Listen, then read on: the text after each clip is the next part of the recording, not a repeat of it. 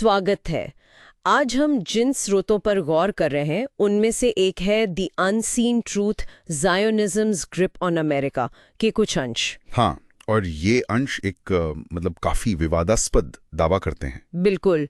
दावा ये है कि अमेरिका, जो एक ईसाई बहुल देश है, उस पर कथित तौर पर एक ज़ायोनी छाया अभिजात वर्ग का जबरदस्त प्रभाव है। तो आज हमारा मकसद बस इन अंशों में जो मुख्य बातें और दावे हैं उन्हें समझना है, देखना है कि ये स्रोत आखिर कह क्या रहा है। सही है, मतलब हम सिर्फ रिपोर्ट कर रहे हैं कि स्रोत क्या कहता है। हाँ बिल्कुल। तो चलिए इन विचारों की थोड़ी गहराई में उतरते हैं। शुरुआत में ही ये स्रोत कहता है कि अमेरिका की आबादी का 2% से भी कम होने के बावजूद ये समूह पैसे, ताकत और डर के जरिए देश पर कथित तौर पर नियंत्रण रखता है। हाँ, और दिलचस्प बात यह है कि स्रोत इस कथित नियंत्रण को सिर्फ हवा में नहीं कहता, वो इसे साबित करने के लिए कई बड़ी ऐतिहासिक घटनाओं को जोड़ने की कोशिश करता है। अच्छा। जैसे कि ये देखना अहम है कि स्रोत अपनी बात कैसे बनाता है, वो कैसे इन डॉट्स को कनेक्ट करने की कोशिश करता है। सही कहा। स्रोत सबसे पहले 1967 के यूएसएस लिबर्टी मामले का जिक्र करता है। 1967। स्रोत का कहना है कि ये इजराइल ने जानबूझकर हमला किया था, जिसमें 34 अमेरिकी नाविक मारे गए, और ये भी कि इसे कथित ज़ायोनी प्रभाव के कारण दबा दिया गया। अच्छा, मतलब एक कवर अप का आरोप है। हाँ, और इसी सिलसिले में स्रोत अमेरिका द्वारा इजराइल को दी जाने वाली भारी भरकम आर्थिक मदद का भी जिक्र करता है। कितनी मदद? आंकड़ा $4 बिलियन प्रति माह बताया गया है। ये स्रोत का अपना दावा है। $4 बिलियन प्रति माह, ये तो बहुत बड़ी रकम है। हाँ, और स्रोत सिर्फ यही नहीं रुकता। अच्छा, और क्या है? ये इस कथित प्रभाव के तार 1963 के JFK हत्याकांड से भी जोड़ता है। JFK हत्याकांड, वो कैसे? स्रोत के मुताबिक ऐसा इसलिए हुआ क्योंकि राष्ट्रपति केनेडी इजराइल के डिमोना स्थित गुप्त परमाणु कार्यक्रम के खिलाफ थे। स्रोत उसे इजराइल का न्यूक्लियर प्रोग्राम बताता है। ओह, तो ये कनेक्शन है। हाँ, और इसमें मोसाद और CIA की मिलीभगत की तरफ भी इशारा किया गया है। मोसाद और CIA दोनों? स्रोत का यही कहना है, और वो ये भी बताता है कि केनेडी के मौत के बाद राष्ट्रपति जॉनसन के समय में इजराइल को हथियारों की सप्लाई बढ़ गई थी।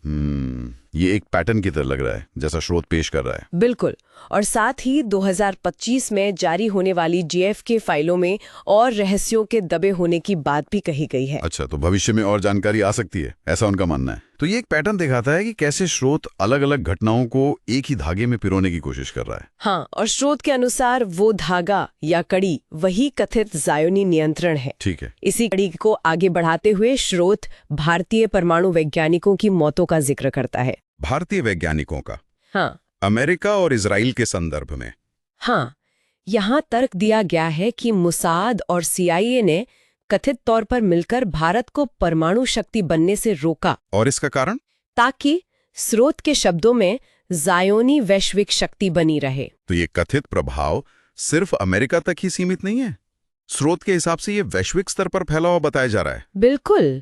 और फिर आता है 9/11 का हमला 2001। हाँ, 9/11। स्रोत इसे एक ज़ायोनी साजिश बताता है। साजिश किस लिए? मकसद ये बताया गया है कि अमेरिका को इस्लाम के खिलाफ अंतहीन युद्धों में घसीटा जाए, खासकर इराक और अफगानिस्तान में। अच्छा, ये तो बहुत बड़ा दावा है। हाँ, और इस संदर्भ में उन नाचते हुए इजरायलियों का जिक्र है जिन्हें हमलों के दौरान कथित जश्न मनाते हुए पकड़ा गया और फिर छोड़ दिया गया। ये भी स्रोत का ही कहना है।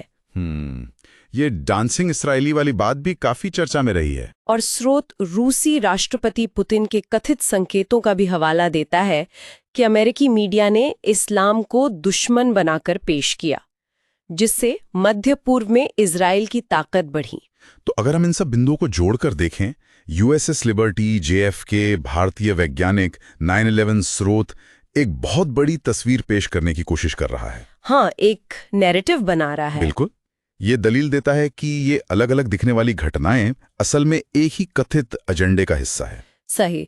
और स्रोत अमेरिका की ईसाई पहचान और इजराइल के लिए उसके भारी समर्थन के बीच एक विरोधाभास को भी उभारता है। हाँ, और इराक युद्ध में जो अमेरिकी सैनिक मारे गए, उन्हें ज़ायोनी एजेंडे के लिए हुई कुर्बानियों की तरह पेश करता है। तो कुल मिलाकर द अनसीन ट्रूथ के इन अंशों का निष्कर्ष यही निकलता है कि ये सभी घटनाएं एक बड़े जटिल जाल का हिस्सा है। एक जाल जिसे कथित ज़ायोनी ताकतों ने अमेरिका पर नियंत्रण बनाए रखने और अपने वैश्विक हित साधने के लिए बुना है, ऐसा स्रोत का मानना है। हाँ, संक्षेप में यही तर्क है जो इन अंशों में दिया गया है। और जैसा हमने शुरू में कहा, हमने केवल स्रोत में प्रस्तुत नजरिए को सामने रखा है। जी, इसकी पड़ताल या पुष्टि करना हमारा उद्देश्य नहीं है। हम सिर्फ बता रहे हैं कि इस स्रोत में क्या लिखा है। ये चर्चा मतलब इस स्रोत का जो नजरिया है वो ये सोचने पर मजबूर करता है कि कैसे जानकारी और ऐतिहासिक घटनाओं की व्याख्याओं का इस्तेमाल अलग-अलग विचारों या एजेंडों को आगे बढ़ाने के लिए किया जा सकता है। बिल्कुल। और ये एक व्यापक सवाल भी उठाता है कि इतिहास कैसे लिखा जाता है, कैसे समझा जाता है और कौन सी ताकतें हैं जो इन व्याख्याओं को आकार दे सकती हैं। ये कुछ ऐसा है जिस पर श्रोता खुद भी विचार कर सकते हैं।